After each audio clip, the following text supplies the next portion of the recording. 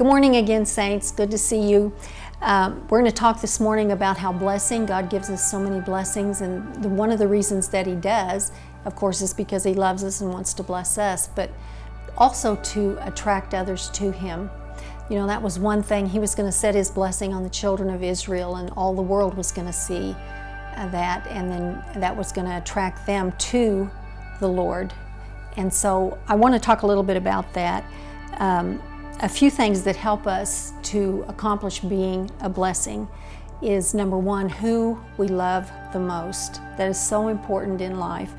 Mark 12:30 and 31 says, "Love the Lord your God with all your heart, soul, strength, and mind, and love your neighbor as yourself." There's nothing else that's more important than those two commandments. Then the other thing that's really important to help us accomplish being a blessing is what and how we think and how we speak. And there's some scriptures in there. One that I just want to pull out is that it's Proverbs 18:21, and that's that our words have the power of life and death. And so what we speak is extremely important. And then also Proverbs 23:7, "As a man thinks in his heart, so is he." That's what really comes out in life.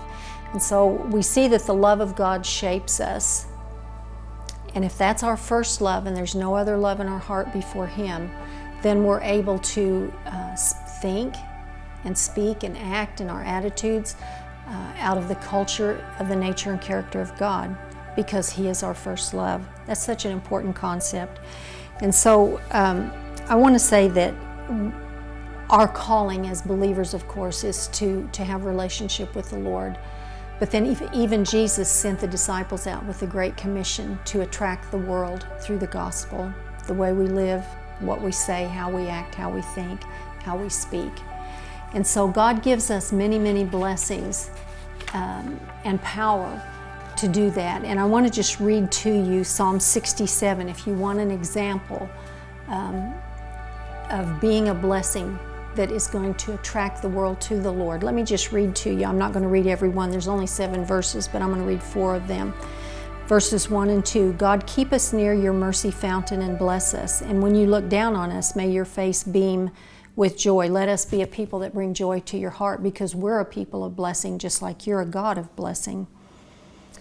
Send us out all over the world so that everyone everywhere will discover your ways and know who you are and your power to save."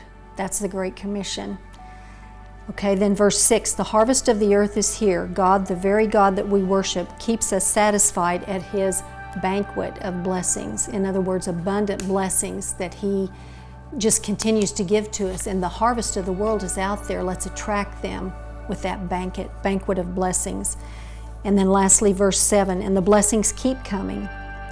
Because the blessings keep coming, it says, "Then all the ends of the earth will give Him the honor He deserves and be in awe of Him." That's how we are going to win the world, is by being the blessing that is the culture of God. When we make that our culture also, it's the way that He's provided for us to do that. And by the power of His Holy Spirit and His faithfulness, we can be that. I'll see you next time.